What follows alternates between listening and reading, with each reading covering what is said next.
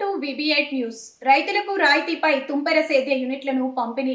వికారాబాద్ జిల్లా తాండూరు ఎంపీడీఓ కార్యాలయంలో 75% సబ్సిడీతో 111 మంది రైతులకు మంజూరైన తుంపర సేద్య యూనిట్లను పంపిణీ చేసిన స్థానిక ఎమ్మెల్యే బయ్యని మనోహర్ రెడ్డి, గత ప్రభుత్వంలో రాయితీలకు చోటే లేదు, కాంగ్రెస్ ప్రభుత్వంలో రాయితీలు పునఃప్రారంభం అయ్యాయని అన్నారు.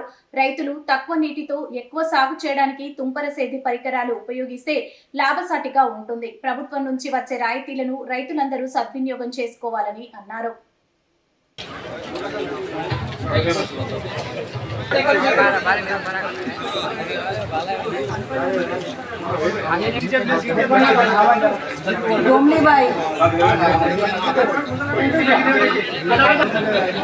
చిన్నెల్లి బాలరాజు,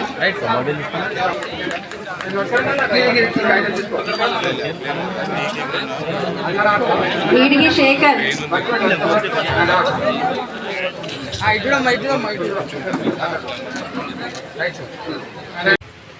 గత 10 సంవత్సరాల నుంచి ఒక్కరోజు కూడా ఒక స్ప్రింక్లర్ పైప్ అంటే సబ్సిడీలో వచ్చినటువంటి కాలం లేదు. మేము రైతుల ప్రభుత్వం, రైతులకు ఇది చేస్తాం అది చేస్తామని చెప్పినాం. కానీ గతంలో కాంగ్రెస్ గవర్నమెంట్ ఉన్నప్పుడే సబ్సిడీల ద్వారా ఏదైనా రైతాంగానికి వచ్చిందంటే కాంగ్రెస్ గవర్నమెంట్ ఉన్నప్పుడే రావడం జరిగింది.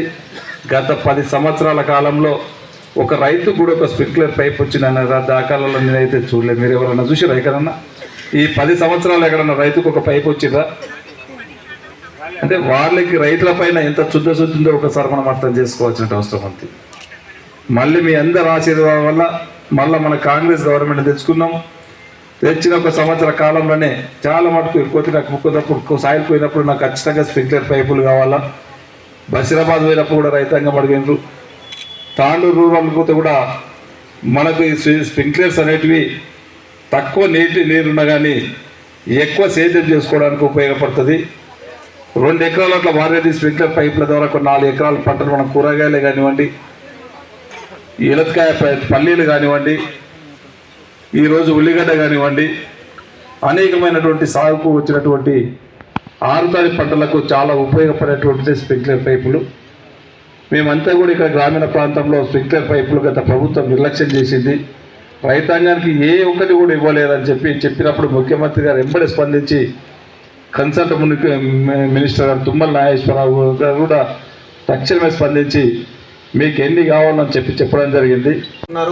సో ఇవి కాకుండా మామిడి, మన బనానా, పపాయ ఇవి కూడా ఎక్కువ మన కాన్స్టిట్యున్సీలో ఇవ్వడం జరుగుతుంది కంపారిటివ్లీ.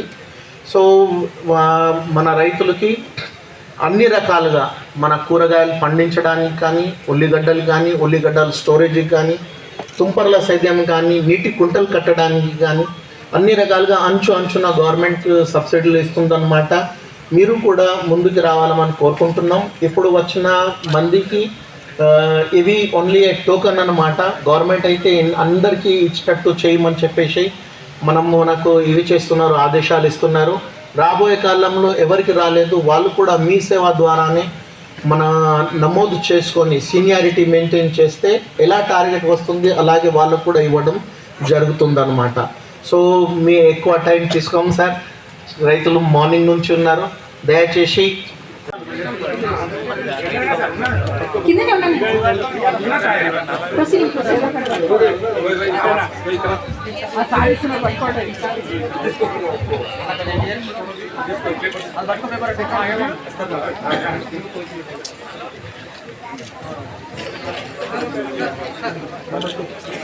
గోపాల గారి పార్వతమ్మ,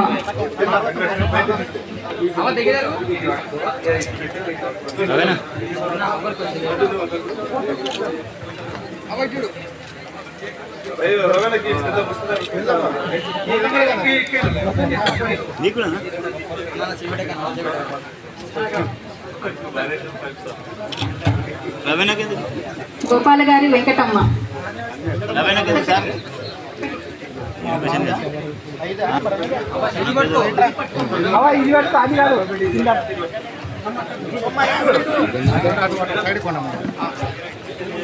కేకావత్ రుకీబాయి,